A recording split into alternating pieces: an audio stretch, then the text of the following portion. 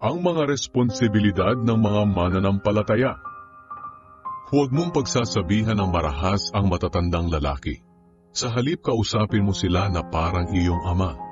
Ituring mo ang mga kabataang lalaki na parang mga kapatid, at ang matatandang babae na parang iyong ina. Pakitunguhan mo ng may malinis na puso ang mga nakababatang babae na parang kapatid mo na rin. Bigyan mo ng kaukulang pansin at tulong ang mga biyuda na wala ng ibang inaasahan. Ngunit kung may mga anak o apo ang isang biyuda, sila ang dapat kumalinga sa kanya bilang pagpapakita ng takot nila sa Diyos at bilang pagtanaw ng utang na loob sa magulang nila, sapagkat nakalulugod ito sa Diyos. Ang biyudang nag-iisa na lang sa buhay ay umaasa na lang sa Diyos. Araw-gabi siyang nananalangin at humihingi ng tulong sa Diyos. Ngunit ang biyudang mahilig sa kalayawan ay patay na sa paningin ng Diyos, kahit na buhay pa siya. Ituro mo sa mga kapatid ang mga tuntuning ito, upang walang masabing masama laban sa kanila. Ang sinumang hindi kumakalinga sa sariling kamag-anak, lalo na sa sariling pamilya, ay tumatalikod sa pananampalataya at masahol pa sa mga hindi mananampalataya. Ang isama mo lang sa listahan ng mga biyuda na tutulungan ay ang mga hindi bababa sa 60 taong gulang at naging tapat sa asawa niya.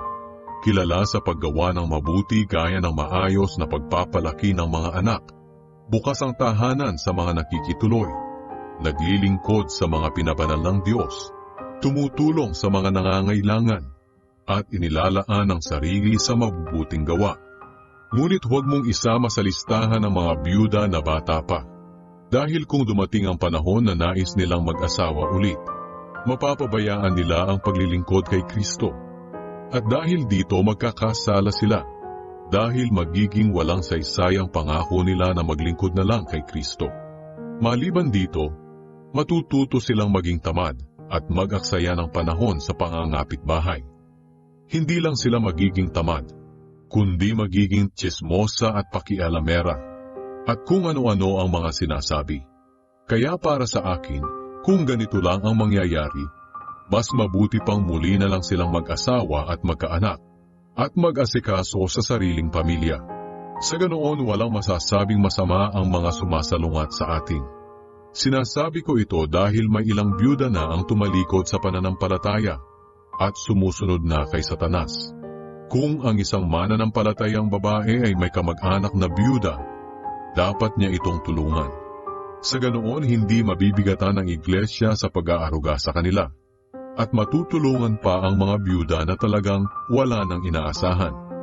Ang mga namumuno sa iglesia na naglilingkod ng mabuti ay dapat bigyan ng nararapat na sahod, lalo na ang mga naglilingkod sa pangangaral at pagtuturo ng salita ng Diyos.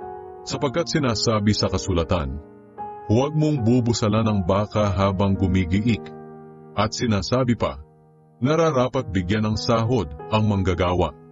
Huwag mong papansinin ang paratang sa isang namumuno sa iglesia kung walang patutuo ng 2 o 3 saksi.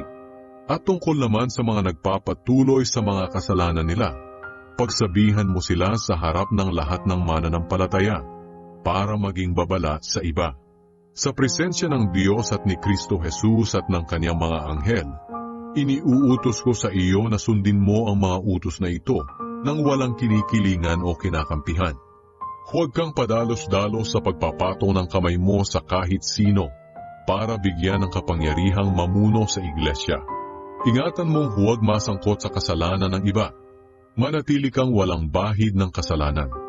Dahil sa madalas na pananakit ng sikmura mo, uminom ka ng kaunting alak.